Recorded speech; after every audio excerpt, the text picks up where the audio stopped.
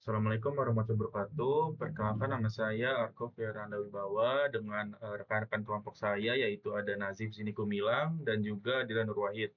Kali ini kelompok kami mau mempresentasikan eh, ada beberapa studi kasus ya. Kita ngambilnya tiga gitu, tiga kegagalan proyek software berskala besar.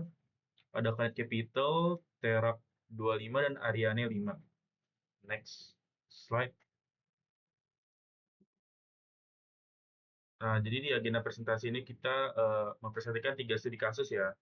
Yang pertama, Fed Capital tahun 2012, yaitu kegagalan deployment software trading yang kerugiannya itu mencapai 440 juta US dollar dalam 45 menit. Kemudian di kasus kedua ada Terak 25, yaitu di tahun 85 hingga 87. Ada bug software mesin radioterapi untuk kanker ya biasanya, dan overdosis radiasi fatal pada pasien. Lalu di kasus ketiga ada Ariane 5 Flight 501 di tahun 1996,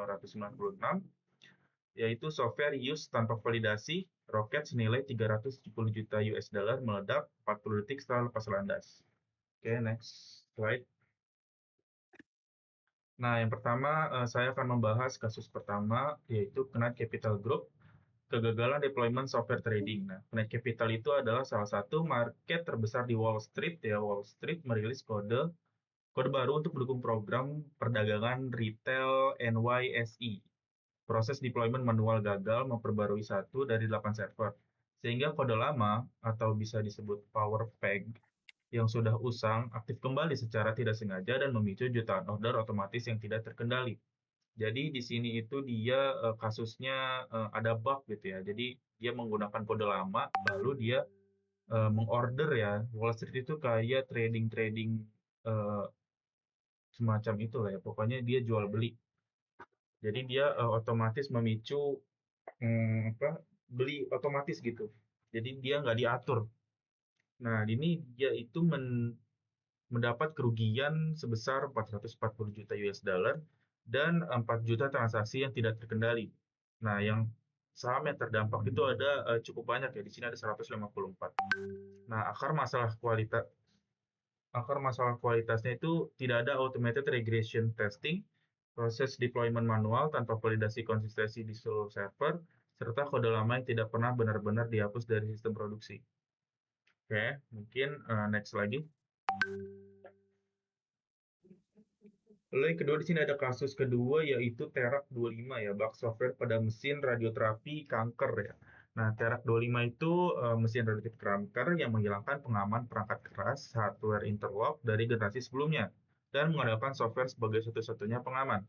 Operator yang mengetik perintah dapat memicu race condition sehingga mesin menembakkan radiasi elektron berenergi tinggi tanpa target pelindung pada posisinya.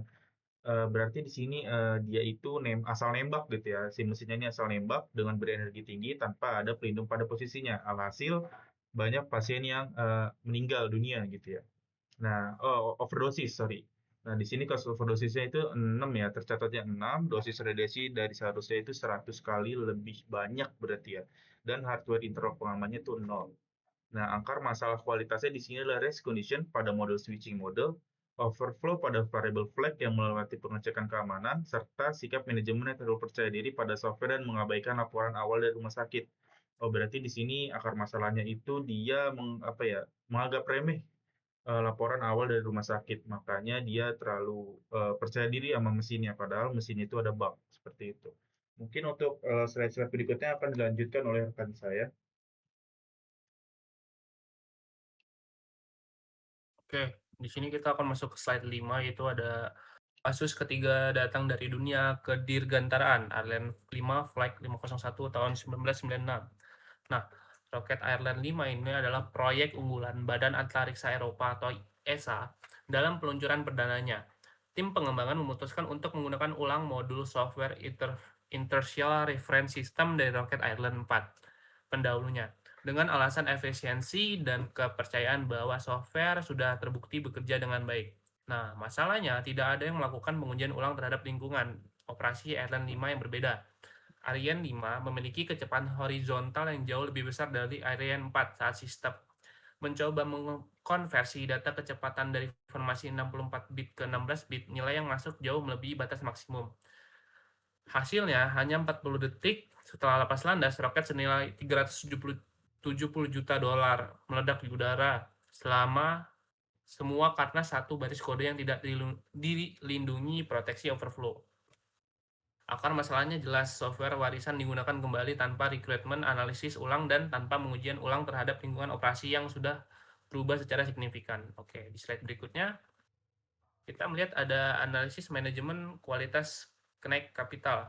Nah, kalau kita lihat dari biaya kualitas atau cost of quality, kenaik kapital sebenarnya bisa menghindari segalanya jika mereka mau menginvestasikan lebih banyak di awal. Nah, biaya pencegahan yang seharusnya dilakukan seperti automate, regression, testing, dan pelatihan proses deployment. Justru tidak dilakukan sama sekali, biaya penilaian pun minim. Hampir tidak ada code review atau validasi konfigurasi sebelum sistem dirilis ke semua server. Akibatnya, yang mereka tanggung justru jauh lebih mahal. Biaya kegagalan internal berupa 45 menit krusial yang terbuang hanya untuk mengidentifikasi dan mematikan sistem, ditambah biaya kegagalan eksternal yang luar biasa. Kerugian 440 juta dolar, sanksi dari SEC, hingga akhirnya diakuisisi paksa karena kehilangan kepercayaan pasar. Lalu apa solusinya? Dari sisi quality assurance yang bersifat preventif, seharusnya ada audit konfigurasi deployment, automate testing wajib sebelum rilis, dan penghapusan tuntas kode lama yang tidak terpakai. Nah, dari sisi quality control, dibutuhkan sistem real-time monitoring dan kill switch otomatis yang bisa langsung menghentikan transaksi abnormal sebelum kerugian membesar. Nah, dan dari sisi PDCA atau siklus perbaikan berkelanjutan, mulai dari merencanakan standarisasi deployment otomatis, menerapkan di seluruh server, versi di setiap server, hingga menjadikan automate deployment sebagai SOP wajib di industri trading. Oke, di slide berikutnya kita lihat di kasus 2, TERAK 25, analisis manajemen kualitas TERAK 25. Di sini kita lihat ada biaya kualitasnya atau cost of quality. Di sini ada biaya pencegahan, hardware interlock independen sebagai pengaman ganda justru dihilangkan. Yang kedua itu ada biaya penilaian, pengujian race condition pada seluruh kombinasi input operator tidak memadai. Yang ketiga ada biaya kegagalan internal, investigasi berulang yang gagal menemukan akar masalah selama lebih dari 1 tahun. Dan yang terakhir ada biaya kegagalan eksternal, dan korban jiwa dan cedera permanen pasien, tuntutan hukum, hilang kepercayaan publik. Nah, penerapan QA, QC dan PDCA sebagai solusinya. Yang pertama ada QA.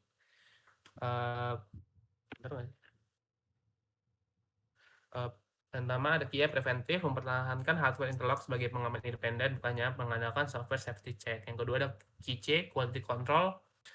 Kita menggunakan fishbone diagram dan failure mode dan efek analisis FMEA yang untuk memetakan seluruh skenario race condition sebelum rilis. Dan yang ketiga, yang terakhir ada continuous improvement PDCA. Jadi plan-nya itu ditinjau dengan laporan insiden tindak kasus pertama. Do-nya adalah investigasi akar masalah software secara independen, dan cek-nya ada uji langsung skenario input cepat, dan yang terakhir ada tarik unit dari layanan dan revisi total arsitektur keselamatan. Mungkin itu saja yang bisa saya sampaikan. Selanjutnya akan disampaikan oleh rekan saya.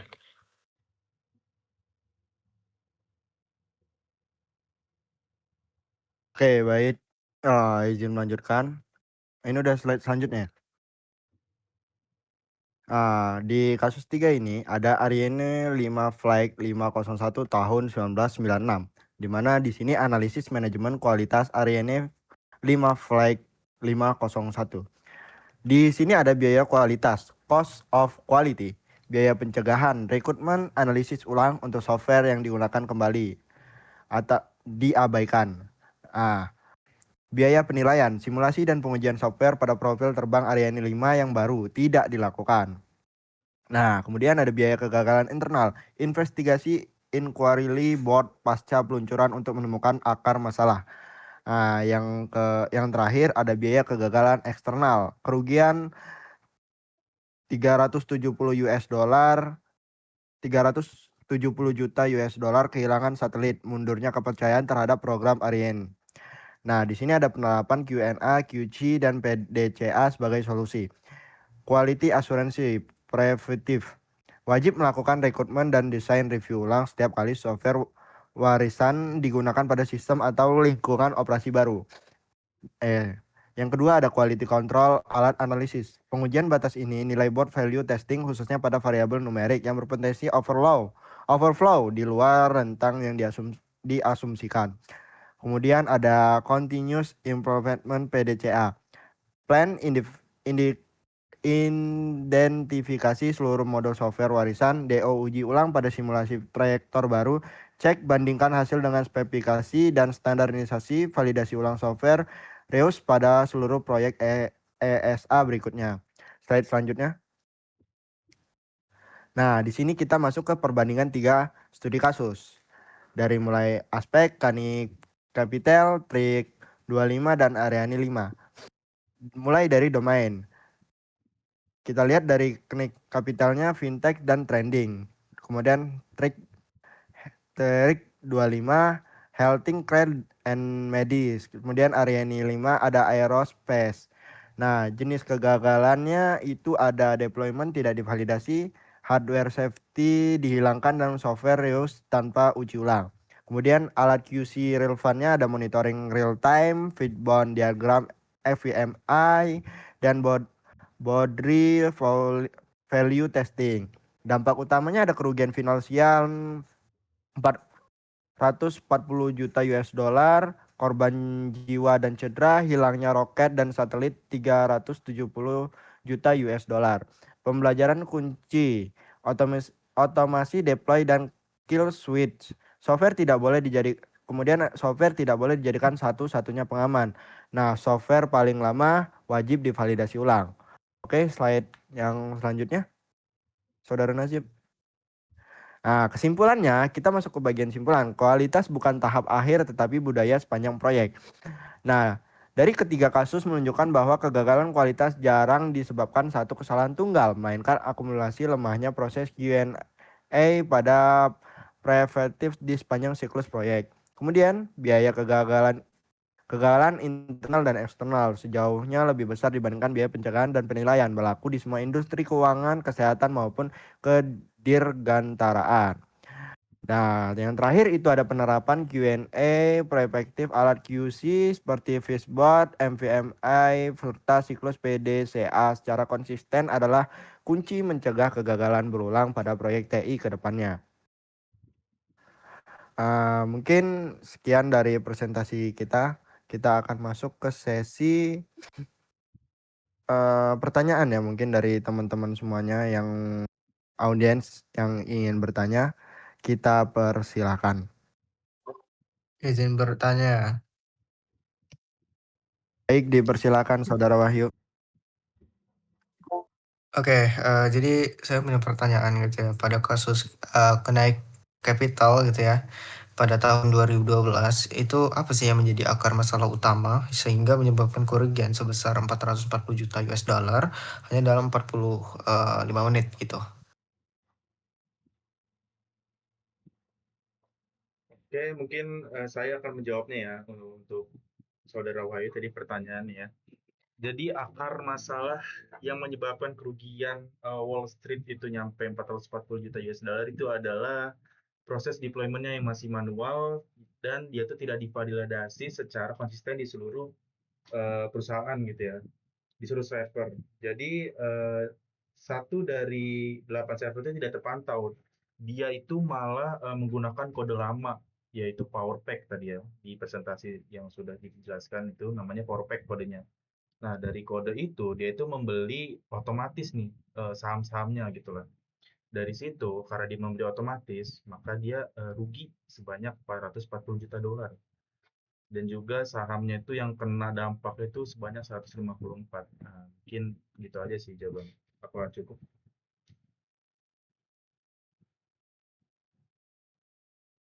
Oke, pertanyaan selanjutnya. Oke, izin bertanya. Mengapa kasus Terak 25 dianggap sebagai kegagalan kualitas yang sangat serius dibandingkan kasus lainnya?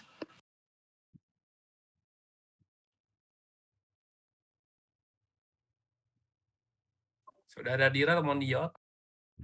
Oh, Jadi pada pertanyaan mengapa kasus Terak 2025 dianggap sebagai kegagalan kualitas yang sangat serius dibanding kasus lainnya? Mungkin jawaban dari saya, dampaknya itu berupa korban jiwa dan cedera permanen pada pasien. Nah, mesin radioterapi ini menghilangkan hardware interlock, pengamanan fisik. Jadi, dari generasi sebelumnya dan hanya mengandalkan software sebagai satu-satunya pengamanan. Nah, ketika operator yang mengetik terlalu cepat, mesin menembakkan radiasi hingga 100 kali dosis normal tanpa adanya pengamanan cadangan. Ini mengajarkan bahwa software tidak boleh menjadi satu-satunya lapisan keamanan pada sistem kritis. Seperti itu untuk saudara email. Baik, terima kasih jawabannya sudah cukup.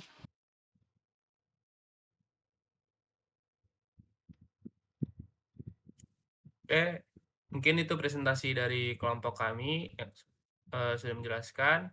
Terima kasih untuk para audiens sudah mendengarkan dan untuk para audiens mohon dimengerti. Terima kasih. Wassalamualaikum warahmatullahi wabarakatuh. Waalaikumsalam. Upload.